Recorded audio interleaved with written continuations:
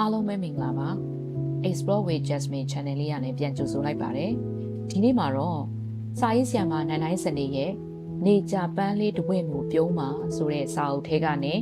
အတူဆော့ကစားနိုင်မဲ့လူဆိုတဲ့အကြောင်းအရာလေးကိုဖတ်ပြပေးခြင်းပါတယ်ဖြတ်တန်းရမယ့်နေ့ရက်တွေကရှည်လျားတယ်အတူတူဆော့ကစားနိုင်မဲ့သူကိုရှာယူပါတဲ့မနေ့ကမထင်မှတ်ဖဲဟောင်းကောင်းနာမည်ကြီးမင်းသမီးတစ်ယောက်ရဲ့ဗီဒီယိုတစ်ခုအမှတ်မထင်တွေ့လိုက်မိတယ်။ဖွင့်ကြည့်လိုက်တော့ဟိုတယ်အခန်းတစ်ခုမှာမင်းသမီးနဲ့သူ့အမျိုးသားရိုက်ထားတဲ့ဗီဒီယိုဖြစ်နေတယ်။လေရင်နောက်ကျလို့နှစ်ယောက်သားဟိုတယ်အခန်းထဲမှာနေပြီးအဆိုပွဲတစ်ခုသူတို့ကျင်းပနေကြတာပါ။သချင်းမှာတော့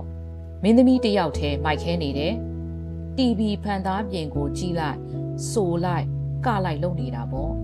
ခဏနေတော့သူ့အမျိုးသားလဲပါလာတယ်သူ့အမျိုးသားက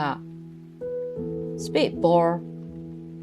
အင်ဂျီဝတ်ထားတယ်လက်ထဲမှာလဲသူ့ဝတ်ထားတဲ့အင်ဂျီနဲ့ဆင်တူတဲ့အင်ဂျီတစ်ထည်ကင်ထားတယ်ပြီးတော့တချင်းဆိုနေတဲ့မင်းသမီးကိုပေါ်ဝတ်ပေးပြီးနှစ်ယောက်သားဝစ်စုံညီတံပြိုင်ကကြဆိုကြတော့တယ်လူတွေက soulmate လို့ပြောတတ်ကြတယ်အဲ့ဒီ soulmate ဆိုတာဘယ်လိုပုံစံမျိုးလဲဆိုတာကိုတော့ကျမတော့မျက်စိနဲ့တက်အံမမြင်ဘူးဒါပေမဲ့အပေးယူညီမျှပြီးပျော်ရွှင်နေတဲ့မင်းသမီးတို့ဇုံတွဲတို့ရဲ့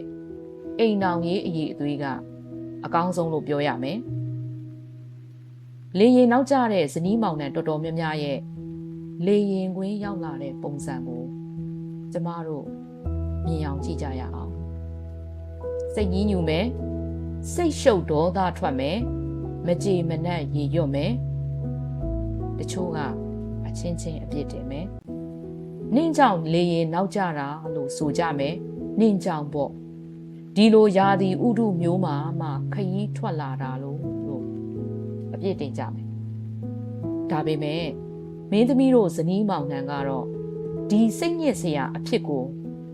ပျော်ရွှင်စရာအဆိုပွဲတစ်ခုအဖြစ်ကျင်းပလိုက်ကြတယ်။အရင်တုန်းကဒီအမျိုးသားဟာချောမောလှပတဲ့ဒီနာမည်ကြီးအမျိုးသမီးနဲ့မတန်ဘူးလို့ဆိုကြတယ်။ဒီဗီဒီယိုကိုကြည့်ရတော့သူတို့ကမှတကယ်နတ်ဖတ်တဲ့အတွဲပါလို့ကျမကောက်ချက်ချမိပါတယ်။အားလုံးကိုကျေးဇူးတင်ပါတယ်။